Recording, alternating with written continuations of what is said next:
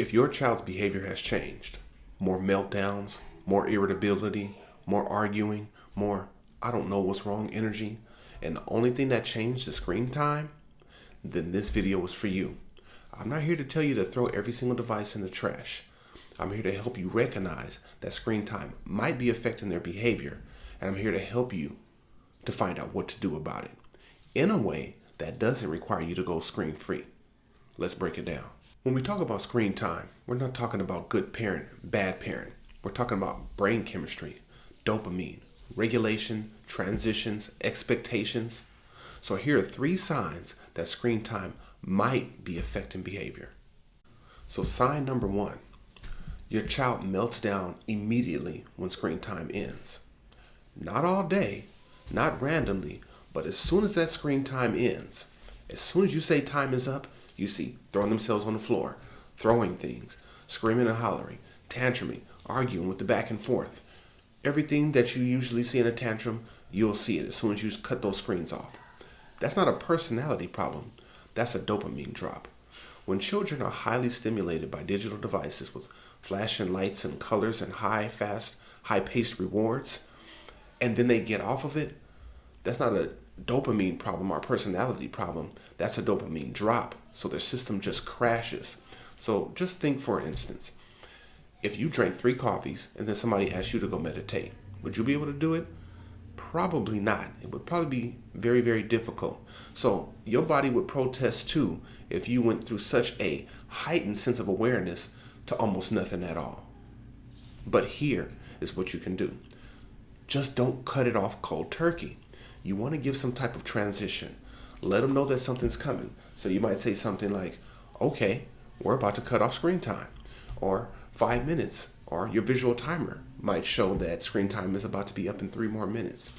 But the whole point is that you're preparing the mind and the body for some type of transition after the screen time.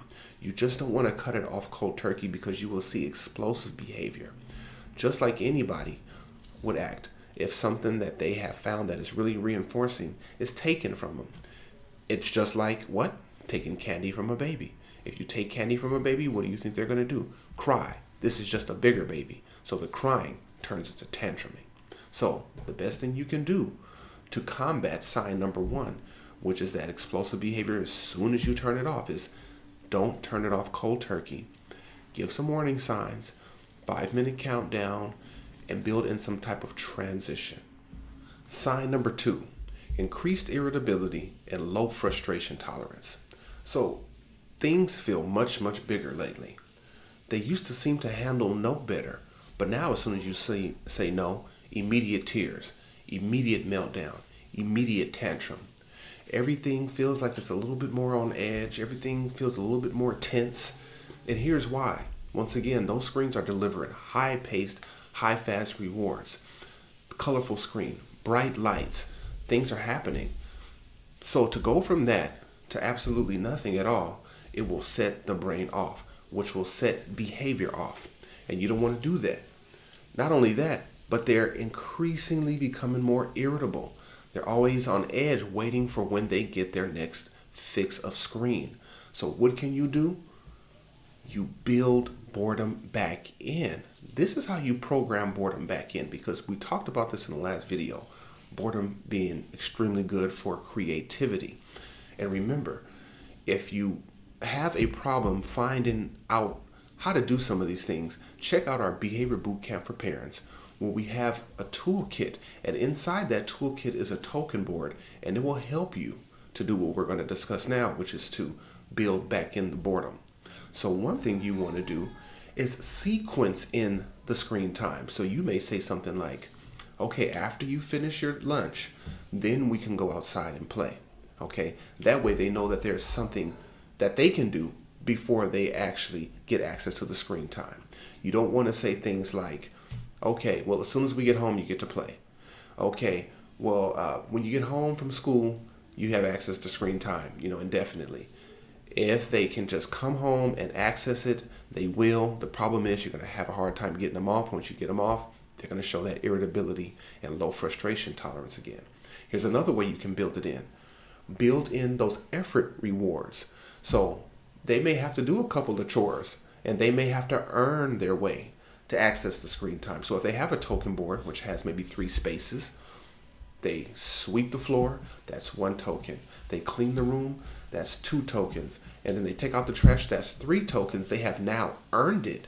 And it's a slow build up to the reward. You're building in that tolerance for things not being immediate gratification.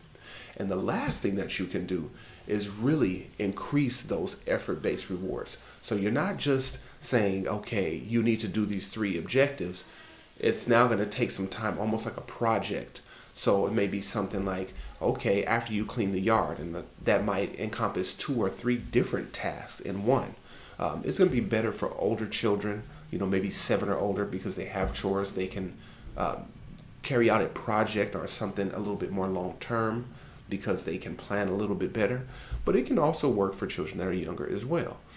Believe me, they will do some amazing things if screen time is attached to it. So don't ever underestimate the power of screen time as a reinforcer.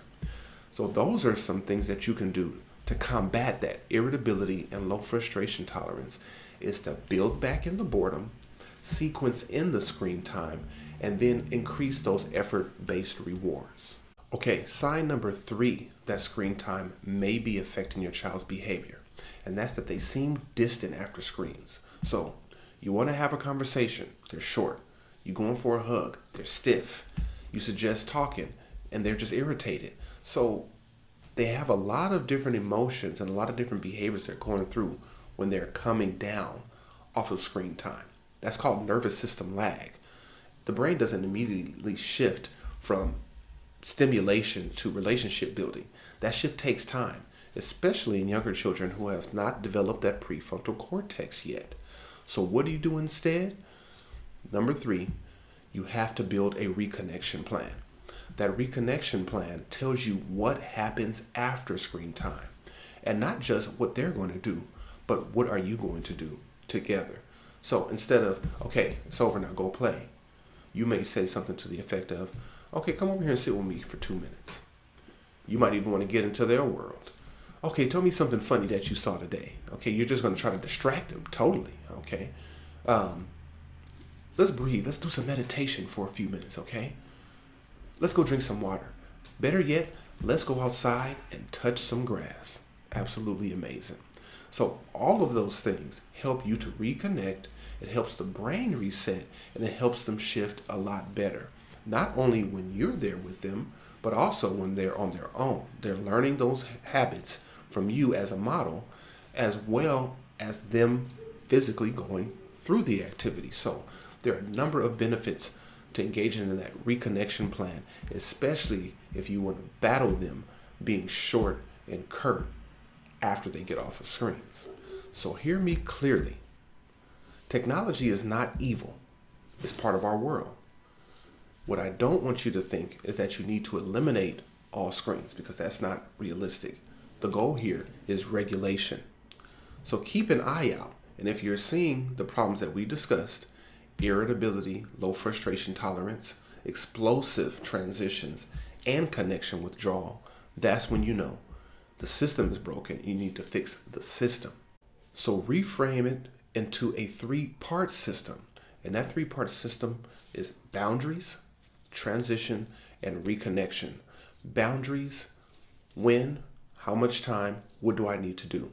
Transitions: 5 more minutes, here's your visual schedule, you know what we're going to do next. And then reconnection: come sit next to me, let's go drink some water, let's meditate together. You're reconnecting. So all of those 3 should be your next thought when you think about a system to go to. So that's how you change thinking. That's how you change the behavior. That's how you change the brain. You're not a bad parent for allowing screen time. You're parenting in a digital world. So there are going to be times when they need to access the screen for whatever reason. But when you understand how the brain works, you can be intentional about how you go about reprogramming it.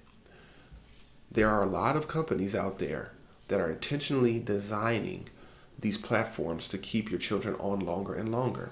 And once you understand that and how the brain works, you then know how to counteract that. And when you counteract that, you change their behavior and you can do it without going screen free.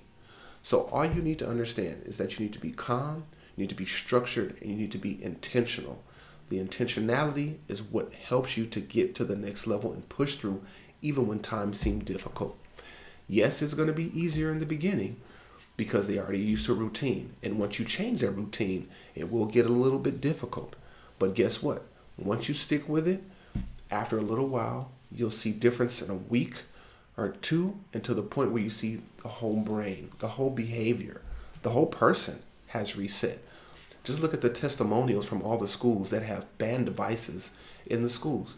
They have them put them in pouches, or they do whatever they do once they enter the school. And at first, the children are not happy. They're very upset. But after a while, even the children report, and these are older children. These are sometimes high school, junior high school students. They're reporting that they can focus more. They're not worried about checking notifications. They're not worried about scrolling and see what their friends are doing. They can focus on their work. They're more respectful, and they're not as irritable and have such a low frustration tolerance throughout the day. So if you wonder why the children are all on edge, just check and see. Where's your device at? If it's very close to them, you might have your answer right there. If this helped you, share it with another parent who might need it. And if you want help building a structured system to help you get off of screen time and adjust your program, then look no further than our Behavior Bootcamp for parents. Not only can you check out our videos, but you can also get the toolkit, which has the things that we talked about: a visual schedule, a token board, a morning and evening routine chart. All of these are extremely effective in restructuring how you attack screen time, okay?